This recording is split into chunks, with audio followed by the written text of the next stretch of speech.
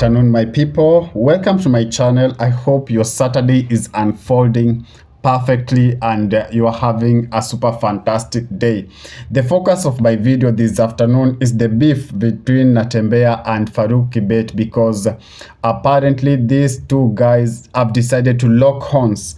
And it seems Natembeya has been a thorn in the flesh of the Kenya Kwanza government, and insiders are saying that plans are underway to do their best to neutralize this guy because he seemed to be wooing away or pulling away the western region from President William Samoei Ruto's feet. Before I continue, if it is your first time on my channel, could you kindly just spare a moment of your time and hit that subscription button and put on a notification bell as well, so that when I do subsequent videos, you'll not miss out. So yesterday, Faruk Kibet, the president advisor, or the president assistant to speak, the PA of the president, decided to take on Natembeya in a meeting in Western Kenya. Faruk did not mince his word but pointed out that Natembeya is locking out some leaders from that particular region. And Faruk said that Natembeya is stupid. Natembeya is using an orthodox means or not a so well means to lock out leaders from Kenyans. Faruk insisted that he has every right to visit every corner of this country. It seems this guy Natembeya has been a thorn in the flesh of the Kenya Kwanza government, and it seems they are working day and night, or he's denying them sleep to speak, so as to neutralize him, because there was first an impeachment motion that was to be tabled against Natembeya, but it seems the MCA have decided not to board that particular train, or they've decided that they're not going to throw one of their own under the bus. Natembeya said he doesn't fear. He said, bring it on. He's a man. He's going to face them, and he's going to make sure that the Mulembe nation gets their equal share. And if you focus at Faruk very well, you will see that he's been making so many visits in the Western Kenya. That tells you that President Ruto knows very well that Western Kenya is one of those best, or one of those lucrative areas that he cannot afford to let the region slide from his hands, because he knows Western Kenya is number 2 in population in the country, so to speak. So those are a good chunk of vote that can propel him to back to the presidency in 2027. Let's first hear what Faruk said before I proceed. This is the video. Let's watch.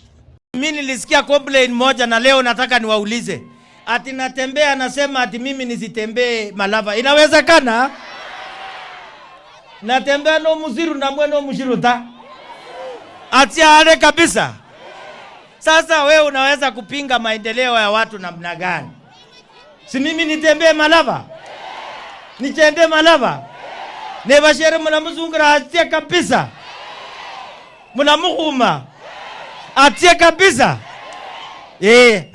For those who don't understand Luya French, what Faruk is saying, he's asking the people there, isn't Natembeya stupid by telling him not to visit the area and bring development in that particular area? And then the crowd responds, yes. And then he is asking them again, will you tell him? And the crowd, or the women, especially because I can hear the voices are from women mostly, responds by saying yes. That tells you that Faruk has embarked on a mission to neutralize Natembeya, and President William Samoei Ruto knows very well, or understands very well, that Western region should be part of his success, or he needs Western region more than ever for him to propel back onto the seat that is currently holding in 2027. Remember, Western region, especially Bungoma, during the previous election gave President William Samoei Ruto more than 300,000 votes, and that tells you that that was then before Baba moved or shifted. And remember, Western region has been a darling of Baba, or have been embracing Baba's candidates so well. But In the current turn of event, Baba is not going to be on the ballot in 2027, and that tells you why so many politicians are salivating for the votes from Western Kenya, because Western Kenya is known to be a region that doesn't vote as a bloc. They don't throw all their weight behind a certain candidate. And 2027, the president understands very well that also he has a share if he plays his cards well. And the biggest hindrance to that success is one Mr. Natembeya. Natembeya has been embarking on this Tawe movement. Initially, the Tawe movement was this movement that was perceived to be aimed at the two brothers, that is Mr. Mudavadi and Honorable Wetangula. It was an attack to them that they should pull up their socks and fight for the best of the Westerners. But as it seems, the movement is gaining traction and the movement is locking away so many other leaders.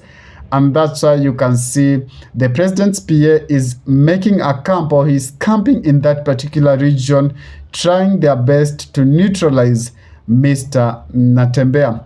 We don't know how Mudavadi or if these top Luya leaders are going to be sent to that particular region also to woo influence to the president's side, because come next week, the president will be moving to the mountain region to try and consolidate the votes in the mountain region. Though the visit is termed as a development tour visit, but politicians are always politicians, and at the end of the day, politics has to play. Remember, a month ago, the president had come to Western region, and he's been there launching projects, the Mumias sugar factory and other things, the bonuses of the tea farmers. All those was a president trying to woo that particular region to come into his basket. But the hindrance that the president is getting in that particular region is Mr. Natembeya. That tells you why there are so many arrows pointed at Mr. Natembeya. They're doing everything that they can to make sure that they neutralize this guy, and come 2027, they can have a blank check in the Western region.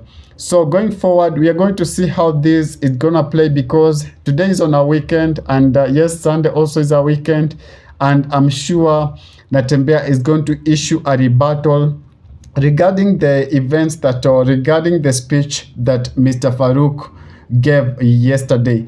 If it is your first time on my channel, before you sign out, could you kindly just spare a moment of your time and hit that subscription button and put on a notification bell as well, so that when I do subsequent videos, you'll not miss out. Adios. Ciao, ciao.